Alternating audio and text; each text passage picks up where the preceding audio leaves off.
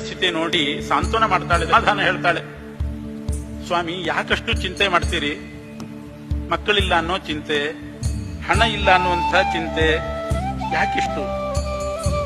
ವ್ಯಾಮೋಹೇನ ಪ್ರಮೂಢೋಸಿ ತ್ಯಜ ಚಿಂತಾಂ ಮಹಾಮತೆ. ಚಿಂತೆ ಬಿಡ್ರಿ. ಚಿಂತಾಯ ನಾಸ್ತಿ ಚಿಂತಾ ಸಮಂ ದುಃಖಂ ಕಾಯಶೋಷಣಮೇವ ಹಿ. ಮನುಷ್ಯ ಚಿಂತೆ ಮಾಡ್ತಾ ಹೋದ್ರೆ ದೇಹ ಒಣಗ್ತಾ ಹೋಗ್ತದೆ. ಏನು ತಿಂದದ್ದು ಕೂಡ ಮೈಗೆ ಹತ್ತೋದಿಲ್ಲ, ಕಾಯಶೋಷಣ ಆಗ್ತದೆ, ಮನಸ್ಸು ಕೆಲಸ ಮಾಡೋದಿಲ್ಲ, ದೇಹ ದುರ್ಬಲ ಆಗ್ತದೆ. ಅದರಿಂದ ಯಶ್ಚಿಂತಾಂ ತ್ಯಜ್ಯ ವರ್ತೇತ ಸ ಸುಖೇನ ಪ್ರಮೋದತೆ. ಚಿಂತೆ ಮಾಡಬಾರದು ಮನುಷ್ಯ. ಚಿಂತೆ ಯಾಕೆ ಮಾಡುತ್ತಿದ್ದಿ? ಇಂತ ಚಿನ್ಮಯನಿದ್ದಾನೆ ಪ್ರಾಣಿ ಅಂತಾರೆ ದಾಸರು. ಚಿಂತೆ ಯಾಕೆ ಮಾಡುತ್ತಿದ್ದಿ? ಭಗವಂತ ಇದ್ದಾನೆ, ಅವನೆಲ್ಲ ಯೋಗಕ್ಷೇಮ ನೋಡ್ಕೊಳ್ತಾನೆ. ಮಕ್ಕಳಿಲ್ಲ, ಹಣ ಇಲ್ಲ, ಯಾಕೆ ಚಿಂತೆ ಮಾಡಬೇಕು?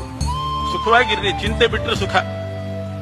ರಾಘವೇಂದ್ರ ಸ್ವಾಮಿಗಳು ಪೂರ್ವಾಶ್ರಮದಲ್ಲಿದ್ದಾಗ ಅವರಿಗೂ ಅಪುತ್ರತ್ವ ಚಿಂತೆ ಏನಿದ್ದಿಲ್ಲ, ದಾರಿದ್ರ್ಯದ ಚಿಂತೆ ಅವರಿಗಿದ್ದಿಲ್ಲ. ಇವರಿಗೆ ದಾರಿದ್ರ್ಯ ಇದೆ ಅಂತ ಯಾರ್ಯಾರಿಗೋ ಚಿಂತೆ ಅಷ್ಟೇ. ಬೇರೆಯವರು ದುಃಖ ಪಡ್ತಿದ್ರಂತೆ, ಇವರಿಗೆ ಹಣ ಇಲ್ವಲ್ಲ ಅಂತ. ಬಂದು ಕೇಳಿದ್ರೆ ಹೇಳ್ತಿದ್ರಂತೆ ರಾಘವೇಂದ್ರ ಸ್ವಾಮಿಗಳು, ನನ್ನನ್ನ ಬಡವ ಅಂತ ನೀವ್ಯಾಕಂತೀರಿ? ನಾನೇ ತಿಳ್ಕೊಂಡಿಲ್ಲ ನಾನು ಬಡವ ಅಂತ, ನೀವ್ಯಾಕಂತೀರಿ?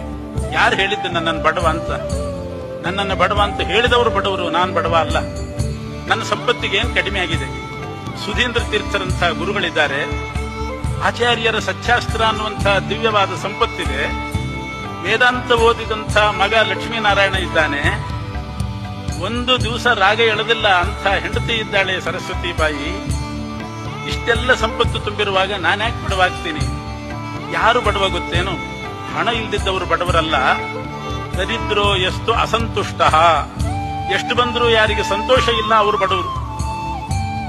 ಅದೇ ಹೊರತು ಹಣದ ದಾರಿದ್ರ್ಯ ದಾರಿದ್ರ್ಯ ಅಲ್ಲ, ಸಂತೋಷದ ದಾರಿದ್ರ್ಯವೇ ದಾರಿದ್ರ್ಯ ಅಂತ ಹೇಳ್ತಿದ್ರು.